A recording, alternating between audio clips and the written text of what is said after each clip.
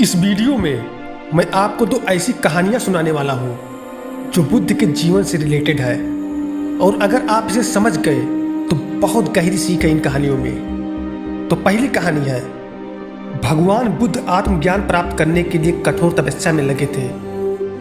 उन्होंने बहुत यात्रा की, घने जंगलों में बहुत ध्यान किया, लेकिन फिर भी उनका उद्देश्य पूरा नहीं हुआ। उन्हें ज्ञान प्राप्त नहीं हुआ और एक दिन वे निराश होकर डिमोटिवेट होकर सोचने लगे कि मैंने इतना तप किया, इतना मेडिटेशन की, लेकिन अंत में कुछ हासिल नहीं हुआ। अब मैं आगे क्या ही कर पाऊंगा। और इन नेगेटिव विचारों के कारण उनका साहस टूट गया। फिर थोड़ी देर बाद उन्हें प्यास लगी और अपनी प्यास बुझाने के लिए वो झील पर गए। और झील के पास उन्होंने एक अद्भुत दृश्य देखा। एक गिलहरी के दो बच्चे पानी में गिर गए थे।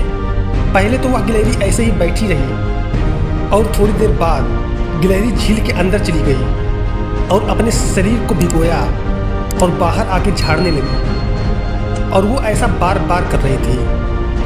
बुद्ध को लगा ये गिलहरी कितना मूर्ख है, क्या इसके ये करने से झील खाली हो जाएगी? पर गिलहरी ऐसा बार बार करती रही। और थोड़ी देर बाद बुद्ध को ऐसा लगा मानो यह गिलहरी कुछ कह रही हो कि यह झील सूखे न सूखे, लेकिन मैं अपना प्रयास करना नहीं छोड़ूंगी। और उस छोटी सी गिलहरी ने बुद्ध को अपने लक्ष्य से भटकने से रोक दिया। बुद्ध सोचने लगे कि यह छोटी सी गिलहरी इतनी कम ताकत होने के बावजूद इतना बड़ा संकल्प ले सकती है, तो मैं तो इससे 100 गुना ज़्यादा ताकतवर हूँ, तो मैं क्यों नहीं कर सकता? यह सोचकर बुद्ध फिर से अपनी साधना में लग गए और आखिरकार उन्हें ज्ञान की प्राप्ति हुई। तो ये थी पहली कहानी। अब चलते हैं दूसरी कहानी की ओर। भगवान बुद्ध के पास आकर एक व्यक्ति ने पूछा कि मुझे सुख चाहिए।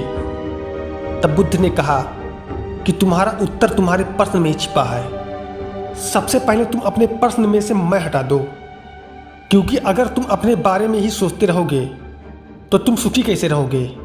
अब जो बचा है सुख चाहिए, तो उसमें से चाहत हटा दो, क्योंकि यह तुम्हारी इच्छा है। जिस दिन तुम्हारी सारी इच्छाएं खत्म हो जाएंगी, उस दिन तुम पूरी तरह से सुखी हो जाओगे।